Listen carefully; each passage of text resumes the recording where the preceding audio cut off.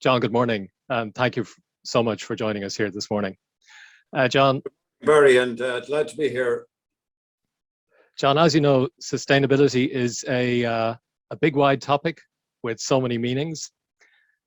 And can I ask you first, as a chairman of a really large and important PLC and a board member of a number of other very important, significant companies, what does sustainability mean to you?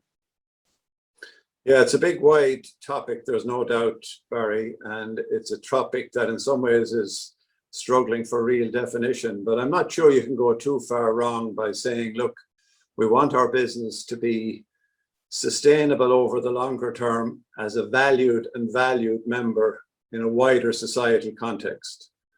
And I go back to the wreckage of my education. When I first opened Kotler's Marketing Management, the first chapter, I did get beyond the first chapter, but he had a quote in there from Peter Drucker that said, marketing should be the whole business viewed from the viewpoint of the customer. And it's probably interesting to think about sustainability as the whole enterprise viewed from the viewpoint of its wider impact, purpose, and contribution to society. So that moving on there from that original Kotler definition, it's taking you beyond the viewpoint of the customer and then adding in some stakeholders as well. Exactly. And stakeholders in a much wider, in the wider context of society. And I think that makes it all the more challenging. And I think it also makes it important for businesses not to get blindsided by the scale of all this. But then obviously you've got to focus on what's material to your business in terms of what's absolutely relevant to the business and its future success, and balancing that against what's relevant and important to your key stakeholder groups. And having mentioned what's material to the business, obviously considering DCC as a large and important PLC in maybe 4 different areas. So in healthcare, technology, retail, and then oil and gas. And I know DCC, in describing its business and how it thinks about these things, it talks about the core sustainability effort is concentrated on the aspects that are material to the group as a whole. So in relation to the board and the chairman thinking about the materiality, how do you think about investments in sustainability in picking those things that are going to be most important? Well, I suppose I go back to the beginning. Since it went public, DCC has a pretty straightforward strategy. We want to build a growing and sustainable cash-generated business that will deliver returns on capital in excess of our cost of capital. So sustainable business has been in there from the start in terms of the strategy articulated for the group. And currently we're involved in 4 business areas: energy, healthcare, and technology. The core functional elements of the business are sales, marketing, and distribution. So we're relatively asset light. So we're not a producer of energy, but we are a distributor. So we connect the few energy producers to the many consumers. So therefore, in that context, what we think about is, particularly in the climate crisis and the evolving climate change, then energy transition is an important issue for the business. And that comes from the board in terms of driving focus on that, because the board is tasked with the strategic leadership of the group and developing plans to address the future successfully on behalf of our stakeholders, and to think about the scenarios that will evolve, and then to create plans to implement, to adopt our position over time, as all businesses in most sectors do. So in energy transition, people are still going to need energy, whether it's for heating, mobility, transport, cooking, lighting, and it's the forms of energy that will change. So of our 8 million customers, how do we help them along the energy transition journey and the different kinds of fuels? So we've gone from 0 to selling 10% biofuels, and therefore from the board's point of view, that transition is important, and therefore we have a hard-wired initiative that the board looks at every month in regard to our progress on that, dropping out from our strategic focus on energy transition. And having described the business there as a distributor, so and not tied into and not overly invested in the sources of the energy, that sounds like it positions DCC extremely well to then look to the future and look to other sources of energy, which it can almost become a conduit for those 8 million customers in new sources of energy that might be renewable energy or new options that are just evolving at present. Is that the perspective that DCC takes in terms of its view of the future? Yeah, absolutely. I'll give you some practical examples, and the board, looks and thinks deeply about this. For example, we have a service station network in Norway. Norway has the highest penetration of electric vehicles in Europe as a percentage of the road passenger vehicle fleet, and therefore we now are investing in our stations in rapid charging devices, because as we're discovering with consumers that range anxiety has moved on to queue anxiety. So therefore, how long do I have to queue? Therefore, how much am I prepared to pay for time to fast charge my car to 70% of its battery capacity in, say, 20 minutes? And that's a whole new interesting opportunity out of the asset infrastructure and the infrastructure we have, particularly in urban locations where use of cabling and so on is restricted, as it will be in the future in the Londons, the Parises, and so on. And you bring that down then to mix. So, for example, in our flow gas business in Ireland today, something we weren't doing a number of years ago, we are one of the largest providers of wholesale electricity to the industrial market in Ireland. If we supply flow gas to an off-grid property, we can also sell that customer solar panels for the house roof. So all that in Denmark, we sell gas to liquid fuels for the marine and heavy haulage sectors, which reduce carbon emissions by about 20% from the original base fuel or diesel use. And a further example would be, for example, where we do oil to gas conversions for industrial operations that are off the grids. For example, the distillery industry in Scotland, we've been a significant supplier of bespoke solutions to change out oil and put in gas solutions, gets them a 15 to 20% reduction in their carbon emissions. So when the board looks at and reports on our overall effect on scope 1, 2, and 3 emissions, particularly in scope 3, it's particularly relevant and important for us to be able to demonstrate metrics and progress in helping our customers to transition. And we're very well placed to do that. But that's become obviously and clearly, with change, a big focus, and the business being able to facilitate our customers to do that will contribute to our long-term success. And having mentioned the metrics there, John, which is obviously a very important foundation for activities aboard and as a chairman, and already clarifying that the ownership really for sustainability is with the board. Within your governance framework, taking the example of the company that we were just talking about, but maybe others as well, within that governance framework, are there measures that relate to the sustainability progress of the company? Are there particular measures and indicators that you look out for that relate to progress in that area? Well, I mean, across the piece, we do a deep dive every 2 or 3 years to look at what's most material to the group. And you can think about that, as I said earlier, about what elements are relevant to the business and important to stakeholders. So if you think about DCC with 12,500, 13,000 employees, it's very much a people-centered business in sales, marketing, and distribution. And we're in the energy business. So, for example, metrics around key elements like safety would be hugely important. And we have safety as one of our core values, given the nature of the business, about product and process safety. So the metrics that come up on that across incidents, learning from events, long-term recordable injury reports, and how our progress from quarter to quarter, year to year is shaped on those, and a number of other metrics around that category.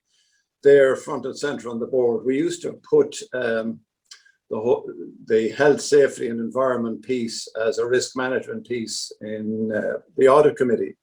And personally, I felt it was wrong to almost outsource that to the audit committee, right. That it was so important and crucial to the group that it should be quarterly, a detailed quarterly report to the board as a whole. And that's how we have left it. And then as we have adapted our governance structures, where what was then the nominations and governance committee is now a much harder working committee. It's now governance and sustainability. Then that's overseeing on behalf of the board and reporting to the board the evolution of the metrics. The executive lead on sustainability reports into that committee on a regular basis as we evolve the metrics in all of this space and beyond safety and other elements. And in considering those metrics, another key concern for the board will be risk management. And obviously, you know, the board's optic is through the enterprise risk management approach, but I'm wondering, has sustainability found its way into risk management from a board perspective in DCC or Smurfit Kappa or organizations of that scale? Well, if you think about environment, clearly there are in environment there are significant issues both to operational performance, reputational performance, and which could go to the heart of the sustainability of the enterprise. If, for example, you have poor prevention and mitigation barriers around any elements of your industrial or distribution processes. So, for example, to go back to DCC again, we have significant metrics about near misses, learning from events, over 1,000 vehicles on the road delivering energy products. Then management of that and how we measure risk around that to mitigate risk and prevent are huge issues that come up through the risk management process. Similarly, in an organization like Smurfit Kappa, where there are very significant industrial operations of scale with high levels of water use, with risk of spills, contamination from the paper making process, there are significant efforts that go into the risk management process that ultimately go to the heart of the sustainability of the business, particularly in environmental risk management sense and damage to an environmental in a risk sense. Right. And as chairman in DCC or as board member within Smurfit Kappa, is there a perspective or a viewpoint you have at the top table in making that risk management really live and reassuring to the board members, so that the board members can really have that sense of this being very current and being very alive to the management of the business, that you don't need, obviously the members of the board can't have a deep insight into every aspect of how that is working, but that you can be confident that what it seems to you from a dashboard point of view is what's actually happening in the business. Yeah. Well, I think despite the dashboard, Barry, I think I encourage all the board members, and this is one of the downsides of the pandemic, to get out and into the business. And we log and record board members' visits. We do reports and feedback on what we found. And for example, given safety being one of the core values, we encourage board members to ask the questions when they go onto a site, onto a business. What's the health and safety performance on the site year to date, for example. Right. So in the course of the pandemic, we have had to convert those visits to virtual visits, particularly to new businesses that have come into the group through acquisition.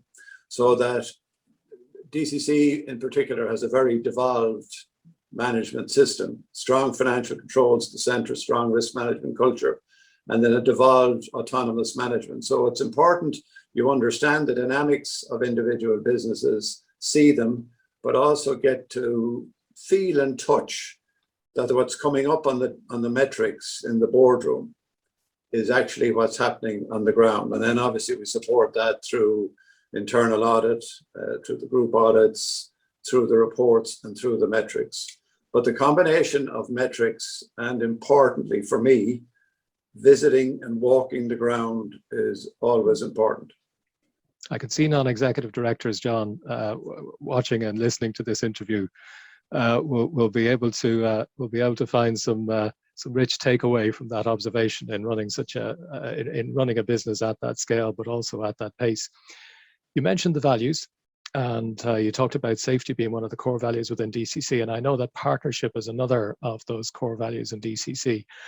So, following along from how you step forward into really getting a sense of how risk management is within the company, is there an obligation within the overall management of the company of having a sustainability perspective of partnerships, that those entities that you might partner with or that you might be involved with, that it's beginning to get to the stage, now maybe it's the case that it isn't, but it's beginning to get to the stage that you don't just have to be 100% concerned about your own business, but also you have to watch for certain things with partnerships as well? Yeah, no, that's a very good point, Barry, because for example, partnership is important to us because obviously we sit in the middle. I'd like to use the phrase, we connect the few to the many. Yeah. Whether it's producers of technology products or medical products, and then we distribute those to end users or to consumers. So therefore, the integrity of the supply chain is pretty important to us, and we have a written down detailed supply chain integrity policy that is also looked at across the business units. And we've had that for many years, and it's important to audit that. And coming from my own executive background in the food sector, the concept of vendor auditing for ingredients and components is just as important and more important today. But the scope of that, probably in terms of the sustainable nature of your supply base, is just as is more important today than ever it was, because its ability to impact further up the chain in terms of reputational damage, difficulties under any number of headings under ESG has become more magnified by the year of transparency that we're in. Right. Adding more complexity and more hard work for the board members and the chairman, no doubt, in this respect. Yeah, but I think it's about, again, coming back to focusing on the things that are material in terms of relevance to the business, importance to stakeholders, and then having the right metrics to measure and track those, and ultimately then to be able to report on those. You brought us back around to the food industry there, John, and obviously your own background before becoming chairman and non-executive director.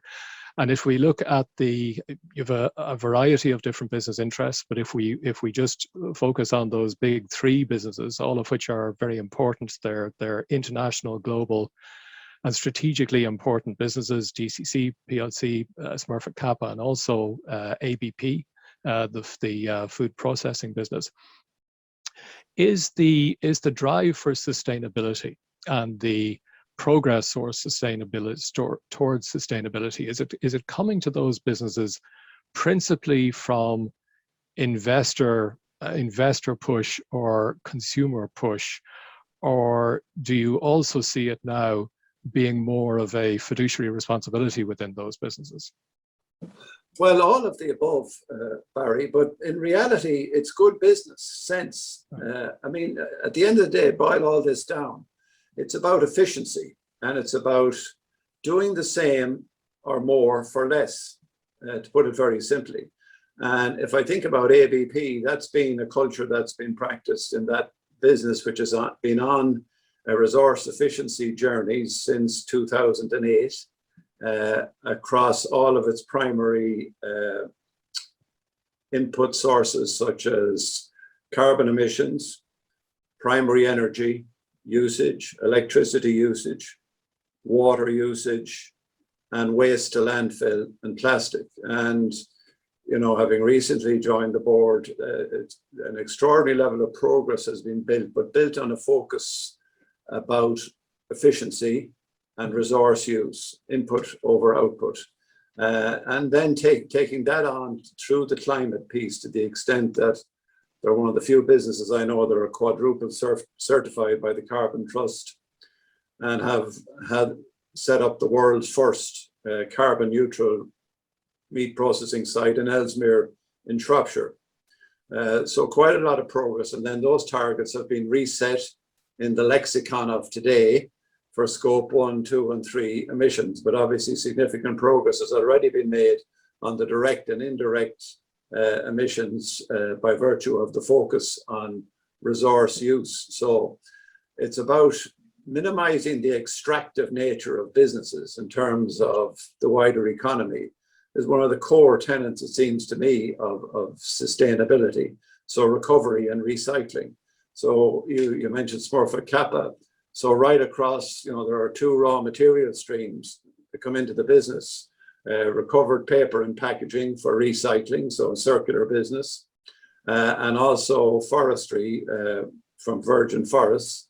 So that all goes through a certified chain of custody that it is renewable, is replanted, and is recyclable.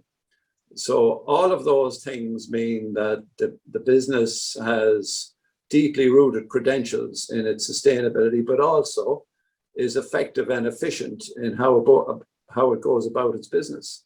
And to me, they're fairly basic but critical principles to any business. It's about the efficiency of the resource use and being less as net extractive as possible, as little as possible. So in the Smurfit case, it's fascinating to hear about ABP and also its credentials in terms of how it has made progress in this area. Going back round to the Smurfit Kappa case, it's forestry interests, and I think it has more than 67,000 hectares of forest on the planet. That was probably originally thought through in terms of access to supply and supply chain management, but is now maturing into a particular advantage for the company from a sustainability point of view.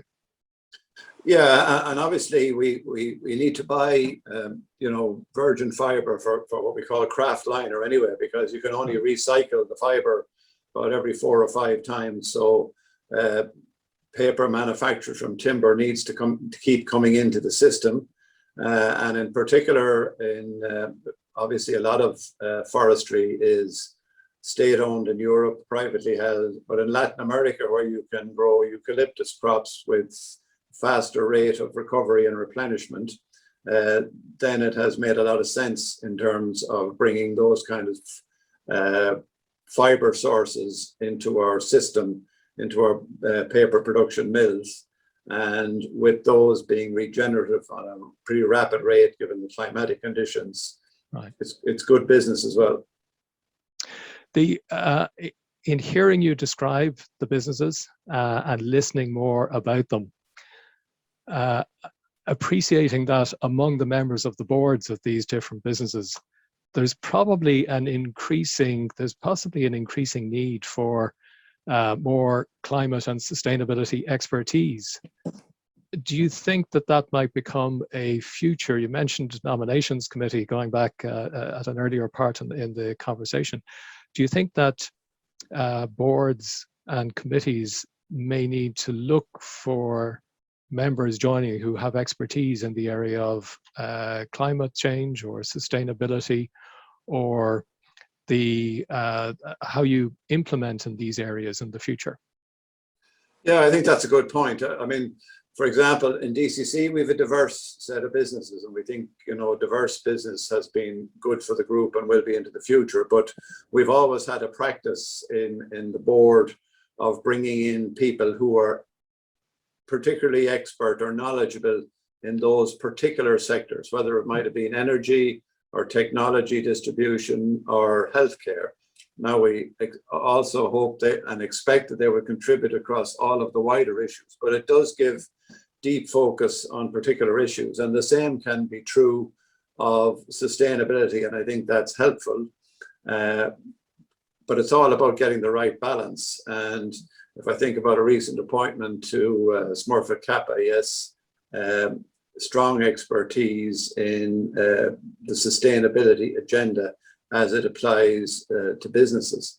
And then in governance and sustainability, and the new governance and sustainability committee in DCC, we also in that committee would, as part of our terms of reference, maybe this is not the right way to put it, we do have the right as a committee to bring in external expert help to support the committee in its work, ultimately to support and challenge management as the executive sustainability committee, which has also been established, does its work in executing on our long-term sustainability plans. Obviously, John, we're all working and operating in the context of a global pandemic. Very unusual times, very unusual settings. It has created new opportunities and new imperatives for some businesses and some enterprises. It's created some almost insurmountable challenges for others. I think in listening about the three companies that we've talked about, that you've talked about in detail this morning, I think we can probably hear that the pandemic may be creating new opportunities, not deliberately of itself, but opportunities to follow in terms of how the businesses evolve and the directions that they go in, particularly in relation to sustainability. And when we think about the talk of building back better and building more for the future. But in talking to other non-executive directors about horizon scanning and about looking from where we are now in a very unusual setting, but try to predict into the future, are there any particular questions relating to sustainability that you think non-executive directors might be asking or asking of their companies currently? Well, I think the pandemic and within organizations, I think what has become critically important has been, enabling our people as a first order of business to be able to operate effectively in that, to be supportive of all of the teams, and I mean the entire population of people and businesses, to support them to be resilient and to offer any supports in terms of well-being and development through the pandemic, has also been good in terms of enabling the businesses to adapt. And, when you talk about the pandemic, it's interesting because it also makes businesses reflect on their resilience, in terms of almost the capacity of the business to absorb change and to be able to adapt, keep people safe, and allow the needs of their customers to be met, particularly in sectors, whether it's energy distribution or technology products for home, or food into retail shelves, or packaging to enable the Amazon box to be delivered to your door. So at the heart of that is, I think, boards being more, deeper and more reflective about how we keep people resilient in challenging times with remote working, connecting and reaching out to people and not losing sight of that, more surveys, more pulse surveys, and so on. And then beyond that, to go back to the top of your question, Barry, I think scenario planning is, and going to be much more important for businesses, because the pace of change led by technology in particular and digitization is advancing the rate of change, and nobody has a monopoly in wisdom. So it's important for boards collectively and with outside expertise to reach out and think about scenarios that they can then bring back into the strategic conversations, whether they happen at every quarterly meeting or an annual 2-day away session. I think they're more important now than they have been at any time in the past, and not just business planning in an iterative sense, but standing back and saying, what if these set of X, Y, or Z changes happen at a faster pace? What are we going to do about it, and how will our business be positioned? And what do we as a board think we need to change, and what do we need to measure to see how we're responding to that? And then to build that out into what kind of I like to do is have some particular strategic initiatives that we've agreed on that address change issues or specific projects that we can then track on through each board meeting as we go forward with management to look and measure how we're adapting to particular changes where we've set up projects to deal with it. John, thank you so much. You've given us a brilliant insight into three amazing businesses, all of which are Irish and beyond, international and global businesses. But also, I really appreciate the perspective of leading from the top, participating as a board member. But this morning in the conversation, you've really brought out the key perspectives of understanding what's material to the business, material to, as you say, the sustainability, the growth, and also the resilience in the business, and also what's material to sustainability as we make progress into the future. Thanks so much for joining us for the conversation this morning. We really appreciate it. Thanks very much, Barry.